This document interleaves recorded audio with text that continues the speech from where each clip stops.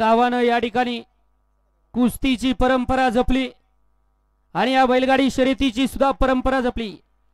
अशा फुरसुंगीकरांच्या मैदानातील semi final 4 सुटला आणि 4 मध्ये सुंदर अशी लढत चालवली। 2 गाड्या बाद झाल्या आणि इकडे 5 गाड्यांमध्ये लढत चालू आहे। आड्याल इकडे सुंदर अशी गाडी पळतीये, बाजीची पड्याल शिवाय आहे परंतु बाजी मारली यवतच्या बंटीनं, बाजीनं खिंड लढवली। या बाजीचा आता लगातार हा 3रा गुलाल आहे। मधल्या काळात बैल या ठिकाणी आरामावर ठेवला आणि परत एकदा या ठिकाणी मालकासाठी पळायला लागला। असा उजवीला बाजी आणि डावीला अंजीर। आकाश भाऊ,